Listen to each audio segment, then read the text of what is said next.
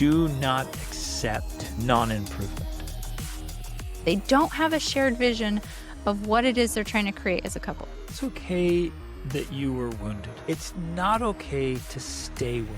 Exactly. Our most difficult conversations that often led to the biggest positive changes. As you start getting better yourself, it becomes a form of a threat. Hey there, this is Greg Denning. We want to reach as many people as possible and help as many families as possible with these conversations. And we want to keep this podcast ad-free forever. You can help us do that by subscribing on Spotify or Apple Podcasts or wherever you listen, your favorite platform, and on YouTube. And leave a quick review and share your favorite episodes with friends and family. It makes a big difference. Thank you for being a part of this very important movement.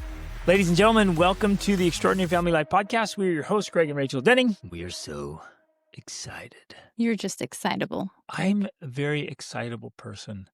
And just about every topic that has to do with personal development, family development, or business development excites me. We're going to talk about, I would say, one of the most difficult, challenging, and rewarding Jobs? Yes, responsibilities, opportunities that is in life. Marriage, hands down, is one of the most important relationships, one of the most difficult relationships. One of the most potentially rewarding relationships. Yes, it's so important. But the only way it works is if you work. You work? Yeah. The only way it works is if you work. If you do the work? If you do the work, then your spouse will start to do the work. The ideal marriage is where both individuals inside the marriage are willing to work on themselves. That's the ideal.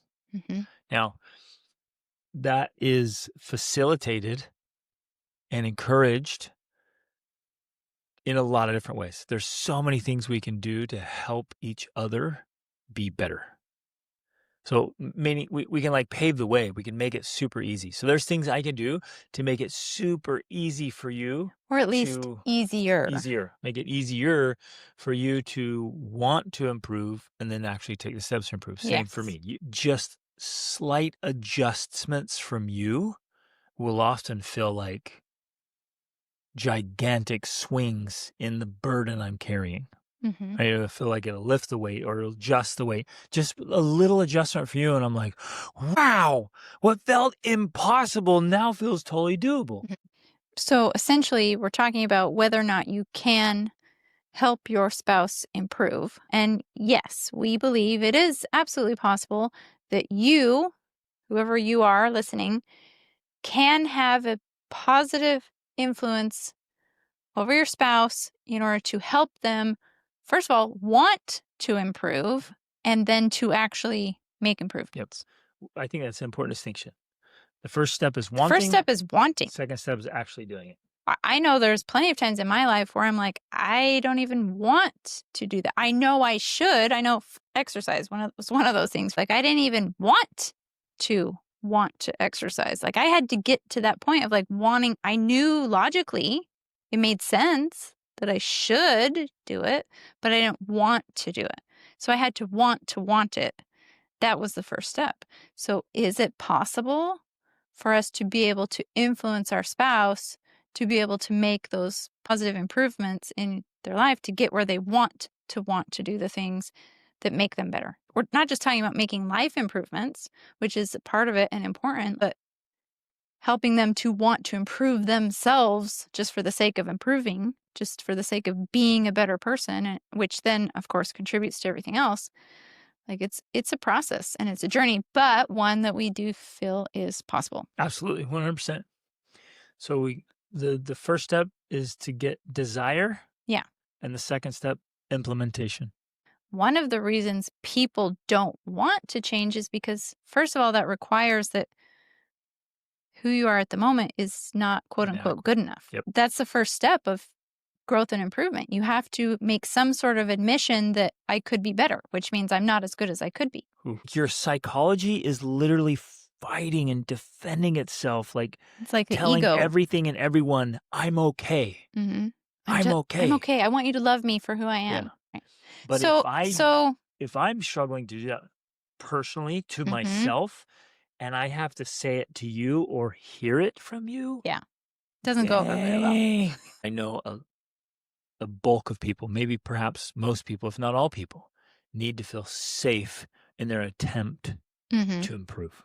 And so that's hard. That is I- so hard for people. take off the armor, that protective armor of the ego, and I take it off. I have to know you're not going to just pick up a dagger and stab me. Yeah, exactly. Which sometimes is what happens. And we need to realize that we may inadvertently or maybe purposefully, on purpose, be doing that to our spouse. So no wonder they're not going to let down their guard. They're not going to allow that vulnerability because they don't feel safe from you, which is hard to hear. That's painful. That might, you may be the reason your spouse isn't improving. changing. And you're like, no, but I want them to. I keep telling them. I keep pointing out all the ways. I keep offering all these resources. I want them to improve. And they're like, they just keep putting on more armor. That's their response to that approach, because it's not providing a space of safety where I feel like I can be vulnerable with you, because you're constantly pointing out how weak I am and where I'm lacking and where I'm failing. So it has that inadvertent opposite effect that we're actually causing or contributing the very thing we don't want. ooh, which I'm sure it happens both ways, but I think it's maybe particularly pronounced because part of the feminine nature is to correct and Notice refine what's wrong. the masculine nature. So yeah, your job is like noticing and bringing it to my attention. So, and I tell the men I coach, I'm like, look, your wife, one of her roles is to test you. She will test you, conscious or unconscious. She will test you. She will push your limits. She will point out what's not right. Mm-hmm. And it'll easily come across as nagging. It can get manipulative. You got to put down the weapons of war. Yeah. We're not saying set aside standards. We're not saying don't, be the helper and point things out. But if every time you notice something, you did it with claws, Mm-hmm. what am I going to do? Well, I'm going to wear armor all the time, and I'm going to keep my distance. My first thought was the hedgehog. You're going to roll up in a ball. Exactly. I'm the head. I'm going to roll up in the ball with all my spikes out, and you're just like, pretend I'm dead. Yep. Pretend I'm dead. Make sure all my spikes are out, and just try to protect my soft spots. Right. Exactly. Since this is talking about what we can do to help our spouse, we have to be more intentional about creating that space for our spouse, which means we're going to have to obviously do something different, because if what you were doing created the results you wanted, you'd have the results and you wouldn't be listening, right? So whatever you're doing is not working. You have to do something different. Whatever you think the opposite. Whatever you do the opposite. And it sounds a little extreme, but it actually is kind of effective. For me, at least, it is. It forces you to start questioning what you've been doing. Right. Say, is this really working? So when I came to find myself in a situation that I'd been in before where I'm responding the same way I always respond, I stopped and I would say, whatever I think the opposite. And so then I would say, well, I'm thinking this. And then then I would repeat the opposite in my head, and I would try that. And wow, amazing. It would actually work. Create a different result. It created a different result. Well, because it breaks the drama triangle. It breaks the drama triangle. And the other person's like, what just happened? Yeah, exactly. This isn't your usual response. This isn't your role. So, okay. And maybe that's the first thing we talk about is like, what can we do to help our spouses change? Pattern interrupters are excellent. Do something different than what you've done. They don't have to be huge things.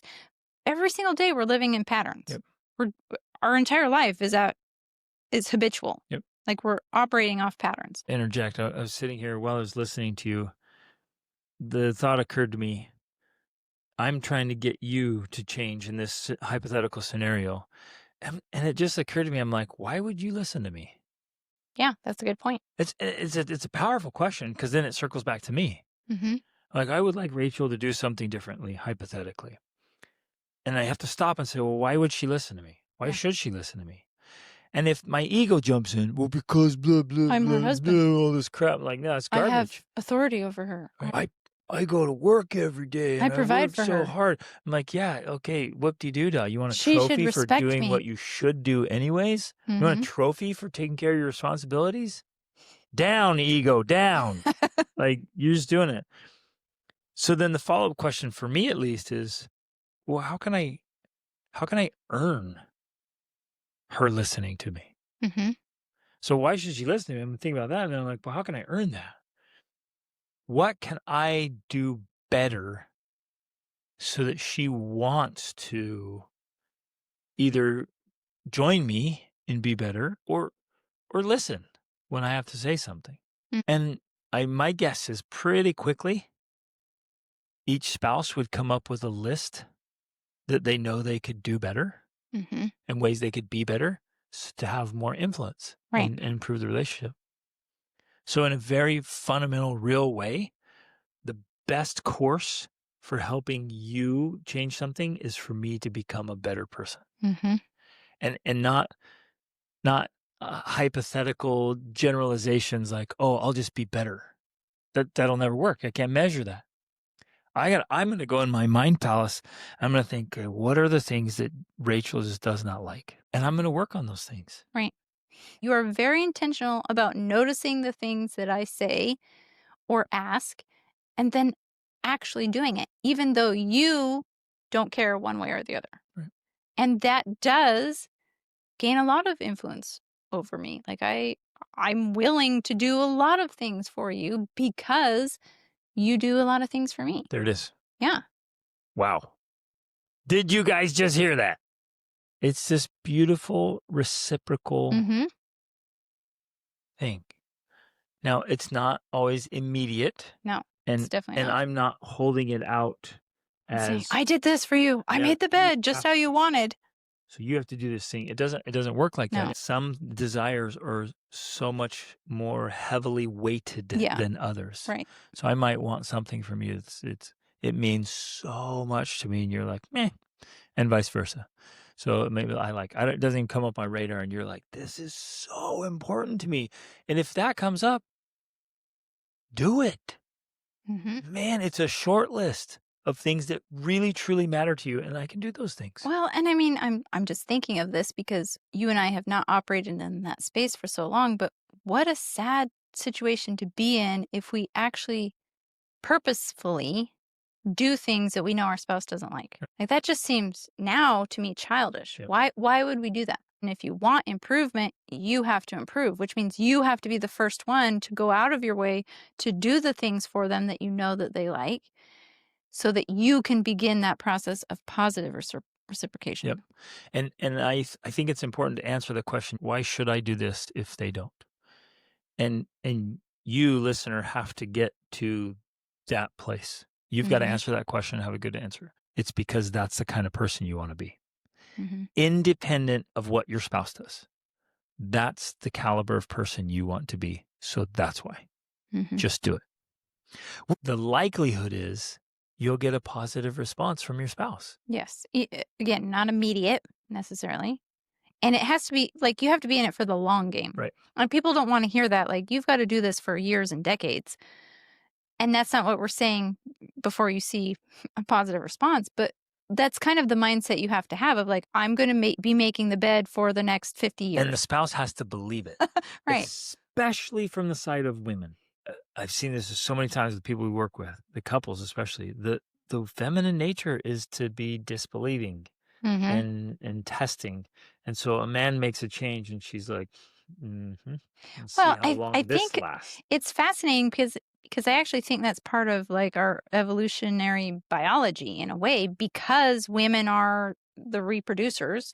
We have to be more distrustful. We can't just trust any man that comes along and believe that he's going to be the one that after he gets me in his bed is actually going to be there to provide for me while I have a child. Like you have to put men to the test, because otherwise the tendency of men is to have a one-night stand. That would be their thing. Well, I've got my legs spread giving birth, not, sexually, Right. but in my ugliest moments, is he still going to be there? And that sense of certainty and security, it shows up across the board of, is this guy actually going to make a change, or is he just saying what Exactly. he wants, what he thinks I want to hear? Exactly. So that he can get lucky tonight. Right. And so that plays out in our daily interactions. And that's why the women test, because they want to know that you're not just doing the dishes right now because you want to get lucky tonight. You're doing the dishes, and you're going to do the dishes every single day and make the bed and help out and do all the things because you love me and you cherish me, not just for the sex. Now, this can get out of hand because Absolutely. women can come up with gigantic, impossible lists That never end. of, if he loves me, he does all of this. Right. And at that point, you don't have a husband or even a roommate. You're expecting a servant. I know it is a reason why many husbands just stop. Give up. They stop participating, they stop pushing, they stop trying, because it feels like no matter how hard I try, how many more things I do, it just never ends. Right. And so they just kind of, they give up. Yeah. Back to what you said in the beginning, then, there are certain things I do that just make all the difference for you. So I always love to start with like, well, are there holes in the bucket? Right? What's causing, if there's a leak and you're trying to, because what can you do is like, how can we add water to the bucket? But if there's big holes in the bucket, You got to plug the bucket. You got to plug the bucket first, because you got to be like, babe, when you do this, and it's like, but there's no water in the bucket. It's because there's a gigantic hole in the bucket. So the first place is, what are the things that are just like, they are motivation killers. Okay, so for you, from me, from a man, from a woman, what are some of those motivation killers besides the lack of sex? I would also say a lack of, respect well, in some I was going to say form. respect. We'll get there. I think I would say a lack of attention. Okay. If you're just all in your stuff and you don't pay attention, you don't notice what I'm doing, especially if I feel like I'm working hard and I'm doing this for her. If the kids get all the attention, if doing house or you doing your little things gets all the attention, that is a major hole in the bucket for a man. Yeah. Well, and you and I have always been very intentional about, for one thing, greetings, in the morning. We always greet each other, like hug and kiss and everything. And then every time we're apart, like there's always interaction with those transitions. A lot of affection and a lot of verbal. We're expressing love all the time. Yeah. And expressing words of affirmation, words of praise, acknowledgments, gratitude. Like, that's a big deal. If I know that you like to be greeted when you come home, well, I'm going to make an effort to greet you. And I do. I try to make that effort to greet you. When you get home from wherever you've been, I get up and I go to you to greet you rather than just like, oh, hi, you're home. And I know you had to make a conscious effort to do that. Her nature is to be very productive. And so I've watched her be very deliberate in stopping her drive for productivity to be engaged with me or with the kids. It's always two-sided. It's always two-sided. It always is. So I'm like, yeah, I want your attention. But I could think she just needs to give me more attention. Well, that may be true, but I'm like, what can I do to earn more attention? Right. What can I do to level up so much that she can't not notice me? Notice me. Exactly. So attention is one of them. Respect, of course, is a big one. Men have a deep need to be respected, to be admired by the woman they love. They're just they're pursuing a woman, and they want deep down for her to respect him. Again, two-sided, because respect is earned. Yeah, that can be a tough one because so many women feel like they don't respect their husband because he's not respectable. Right. He's sitting around, he's playing video games, he's not providing, he's not helping out. She's like, what is there to respect about this? Which is true. So if it's he's being difficult. Weak and boyish. Yeah. So if you find the little things, even if there's just one of them or a few of them, and you emphasize those and you express appreciation for those so that it's not fake, it's got to be real, they're going to start doing more of the things you appreciate and less of the things that you don't. Yep, absolutely. So strategically praise the behavior you want. If you want your husband to play with the kids more, to be more engaged with the family, don't tell him to do it. Just when you notice something. And I told one of my clients this the other day, I'm like, tell your husband how unbelievably sexy it is when he plays with the kids. And she was like, it totally worked. I was like, yeah, of course it worked. Exactly. Like, he's going to lean into that instead of, why don't you ever play with the kids? You never play with the kids. I hate you don't play with the kids. And it's a fight instead of a little soft praise. and the results are vastly Right. different. One of the first things I have couples do is like just sit down and write down, make a list of all the things you honor, respect, admire, or appreciate in your spouse.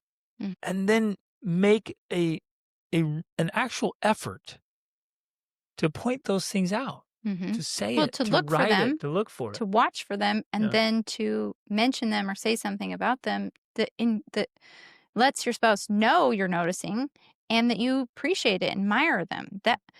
That's huge. Like that, I think right there, if we could summarize it, that is the key to helping your spouse improve. That's really the major piece Right. I would say Agreed. is noticing the positive things about your spouse and emphasizing them Yep. more. And that will grow and grow and grow. And it has to be done tactfully. It And it has has to to be be done done sincerely. sincerely. It Yeah. can't be manipulative, or you can't be like, okay, for the next 2 weeks, I'm going to point out good things. And if he doesn't change by then, Right. that's It it. just needs to be your way of being, like Right. how you operate with your And spouse. just change and they'll just start feeling good. They'll start feeling safe. They'll start feeling noticed and loved. Appreciated. Yeah. All this good stuff. What are some other big negatives in the bucket? Here's one. It's an unresolved issue that a spouse refuses to address. Mm-hmm. If you, for example, Rachel, had some issue and it was disrupting our marriage and our family, but you refused to talk about it, you refused to get help, you refused to address it, like Mm-hmm. it's this unapproachable thing, that would be such a gigantic hole in our marriage bucket. Yeah. For me, I'd be like, no, that's unacceptable. It is an issue, and I'm sorry it's an issue, but and it's okay that it happened. What's not okay is that it doesn't get processed and Mm-hmm. addressed and healed. And we've talked about some other approaches in one of our recent episodes about, I think the one about being autonomous, having an autonomous spouse, being interdependent. That I think in a case like that, especially if it's something you've already tried to bring up and address and talk about and it doesn't work, that's when I would be writing letters. Like I would sincerely be writing physical letters or emails to my spouse explaining all of that, because the writing, first of all, it helps you to get clarity on your thoughts. And this might be a multi-step process, because the first level is of writing like a first draft that might be very ugly and attacking, and you want to edit that. You want to get rid of the worst stuff and then make a version that's, from with a heart of peace and emphasizing the positive vision. But it allows you to then take this edited message without all of the anger and negative emotion, and to give it to your spouse so that they also then have time to process it, to read through it, to, like, without you there in their face, like, trying to get some immediate response from them. It's a process that really helps you to get some resolution here without all of the ugliness that can happen that leads to fighting when we try to address it face to face, when neither of us are really clear about what exactly it is we're talking about and what to do about it, and And there's so and much there's so much sensitive emotion, emotion yeah, around it. Yeah. involved. And make your spouse know, like, hey, it's okay that you were wounded. Right. It's okay. It's not okay to stay wounded. Exactly. Every one of us has had wounds, but wounds don't have to stay open. Mm-hmm. Like In fact, they wounds shouldn't, heal. because then they fester. Right. And as a spouse in a marriage, at some point I have to kindly but firmly say, we're drawing the line here. You're not going to stay wounded any longer. Yes. It's time to heal. Mm-hmm. And the healing process is painful. It's uncomfortable. Right. But you got to heal. You can't keep the wound open. Right? That's got to happen. So that's a big one. I think some of the biggest deterrents are the very thing we're probably talking about. The reason we got this question for someone's like, how do I help my spouse? It's these bad habits and actions that are just infuriating. Behaviors that Well, in some ways, I'm going to throw this in here.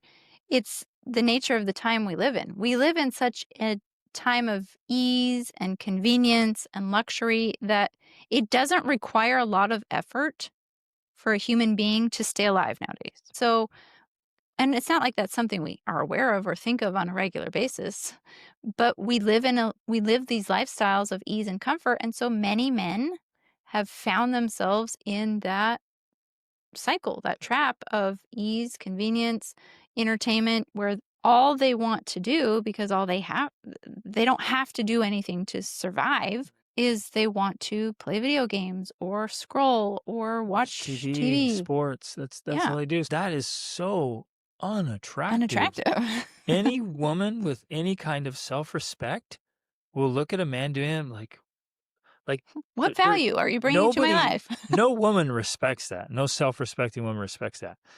And the irony is, like you were saying, Art, we live in such easy times that Yeah. men have become lazy weaklings, but they think they're working hard. They put in a mediocre day at best, and they're like, man, I'm working so hard because the scale has dropped so far Well, that hard doesn't even show up. it's the drive that makes us want to be better. And if men lose, well, specifically men, but women too, if you lose that drive, why? Why would you go out and work hard on becoming a better person when you already have everything you want and need? You've got your game, you've got your movies, you've got your food. Why? The other's just hard and uncomfortable. If a man can get away with all that and have an okay life, I think maybe Or a comfortable life. women are asking, how do I get my husband to break out of that? Yeah. The real answer is you have, because of the role women play in testing men, you have to become that tester. You have to be the one who, and not in the nagging way that we've been talking about, but that is calling him out, like helping him to raise his standard. And that definitely includes everything we've been talking about. It Yep. includes improving yourself. Yep. It includes noticing the positive things about him and emphasizing them. But then at the same time, you are holding up the standard of like, hey, here's what we could do. And it needs to be a vision, a shared vision. That's another problem that many couples don't have. They don't have a shared vision of what it is they're trying to create as a couple, like the legacy they're trying to leave for their children and their grandchildren. If you don't have that shared vision, then especially if once you get to your 40s and you've checked all the boxes on everything else you're supposed to do, you've got the career, you went to college, you got married, you had kids, you bought a house, now all you've got to look forward to is retirement. That's not a compelling enough vision. We have to have something else that's more motivating and more driving that helps us say, wow, yeah, that's worth working for together to help us create and accomplish so that we can have this impact for our children and our grandchildren. If you can't get it with a spouse, create a vision as an individual for the family and that draws the spouse into the picture. As you start rising and getting better yourself, it becomes a form of a threat Mm-hmm. to the spouse. Yes. And that's a good thing. It is very uncomfortable. It's scary. It's uncomfortable for both. Yeah. It's almost like an ultimatum. Yeah. Without saying anything, you start driving like, if I don't do something, I'm going to get left behind. If one spouse is downward trending deliberately and intentionally and won't turn around. In my case, in my mind, that's a case for divorce. Like, Agreed. it really is. If Yep. the spouse is unwilling to make those changes and is continually threatened by you and won't do anything about it. Yeah. At some point, there's grounds for Yeah. divorce. We've worked with couples that one of them starts to level up and the other one starts to notice and starts to feel threatened and starts to feel uncomfortable, then starts trying something, starts getting results. And we've seen multiple times where eventually both of them are on absolute fire and they're leveling up together. And they went from really a humdrum existence to now living deliberately life on their terms, madly in love, hitting goals that are way beyond their wildest dreams. And it is the coolest thing to see and so rewarding. So it is drawing a line in the sand. Yeah. And setting a standard. It is taking ownership for your responsibility to really level up. And then at some point, it is just a really difficult, hard conversation that's done with lots of diplomacy. Multiple hard conversations over time. So how would you approach that, Rach? If there was something that you wanted me to change, and it needs to be said, it needs to be talked about. How would you approach it? Well, I know for me, early on when we were married, I used to avoid that. I didn't want to have conflict. I didn't want to have confrontation. I didn't want to have difficult conversations. I wanted us to always interact in ways that were pleasant and happy and pleasing and feel good. But over time, I began to realize, and I started to see the pattern that when we had our most difficult conversations, that often led to the biggest positive changes. And so I learned to, like, I guess, embrace it and almost welcome it. Not that Pavlov's dogs there. yeah, not that I You're like, wanted wait, it. hard conversations get real results. Let's go. Well, and actually at this point, I would say, yeah, I do want that. We actually learn to embrace them and to encourage them or to push for them or to say, hey, no, we got to have this talk. And by doing that, it increased our ability and our skills to be able to have those talks and to have them faster. And they are the catalyst for true lasting change. Yep. Like when you can have that difficult conversation about the proverbial elephant in the room, that's what actually creates change. But as long as you keep avoiding it and you don't talk about it, it's the wound that doesn't heal. Yep. That's what it becomes. It's And that then if that nagging happens issue. again and again Yeah. and again, you're just covered with wounds Yeah. and you can't talk about anything. Yeah. And no progress is made, no improvement is made. And that's literally how people get stuck. Yes, you're spot on. You don't have to be mean. You don't have to be insulting. Right. There's no name calling. It's not attacking. It's not attacking your character. It's not saying bad things about you. It's presenting the issue in a way that convinces you to believe why my point of view may be correct. Right. And where I don't have to abandon my principles. Right. We've covered so many things in this episode and they all matter. And it's, when you say, well, how do I help my spouse change? We just gave It's going you to be a like multifaceted approach. 47 things that you have to do, but it Not all works. at once.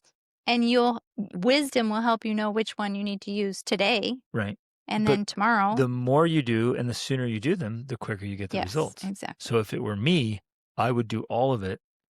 But that's just me. I would go all in, everything. I'm like, hey, if as this soon as possible. is really affecting my marriage, is this really affecting our life? I'm going to go all in. I'm going to become obsessed with this. And I'm going to do everything I can to have influence. And I'm going to do everything I can to make it easier for you to change if I wanted you to change something. Well, and plus the more that you do and the sooner you do it, the sooner you get feedback. And that's Yes. really what you want. A lot of times, too, people think, well, I tried this and it didn't work. Well, great. What you did receive was feedback. Yep. That thing for your spouse in this situation doesn't work. Try a different tool. Yep. Like we've given you a lot. Try a different tool if that one didn't work. Instead of like, that didn't work, I guess I'll just give up now. No, keep going and keep applying and trying different tools until you get the ones that produce the response you want. And you know it. I mean, that's the easy thing. It's easy to tell if something works because you actually get a positive response, or at least you don't get the normal response that you used to get, because that is a positive response, Yep, right? Exactly. When you're making changes. And then you keep using more of that thing. Of what works. And some of you guys might be sitting here listening and you hear the 47 things we mentioned. You're like, well, how do I do each one of those more effectively? Yeah, exactly. Which is That's why when you send us questions and we make more episodes. Well, yeah, more episodes, but that's why I have the masterclass and live and the 20-day coaching. challenge. And Rachel has the 20-day challenge with live coaching. Every week we're meeting and going over very specific things and how to get these things done. So it's almost like it's an expanded view on each of the 47 things you have to do. It's an interactive podcast because we're doing this, but And we're you're actually answering your specific And you pause, question. you're like, well, how do you do that? Okay, what about this? And what if a spouse does that or a child does that? And then that's where you get it. I want to end by emphasizing as strongly as I possibly can, whatever you do, do not accept non-improvement. Don't just acquiesce. Don't just settle. Don't just say, well, I can't change that, or I can't change my spouse. So I'll just tolerate it. I'll just leave it as it is. Do not do that, please. In life, you get what you tolerate. And if you just tolerate that, you're going to get it, and it'll get worse. It'll get uglier. It's not going to just stay the same. It can't. You'll just build in resentment. So whatever you do, keep trying to figure out ways to create change. And if you're saying to yourself right now, I've already tried everything. No, you haven't. If you've tried everything, you You'd wouldn't, have the results. yeah, you wouldn't be still struggling with it. You'd have the results. So keep trying until it works. If you need coaching, get coaching. Rachel does coaching. I do coaching. If what you're doing is not working, do different things and do them better. And maybe do them with more intensity or maybe with less intensity, whatever. Like, you got to figure this out until you get it to work. But 100% it can work. We've seen it work so many times. I think one of the most rewarding things I get from the work you and I get to do is when we help one person and a couple months later they come back and they're like, my spouse is a totally different person. And the only reason is because I improved myself. Mm-hmm. I didn't have to say anything. I didn't have to do anything. I just went into this strategy, and within weeks or months, my spouse is like, I'm on board. Let's do this. Like, that is so rewarding to me. Yeah. And it's so powerful. We've seen it tons of times. So it works. Okay. Love you guys. Reach out.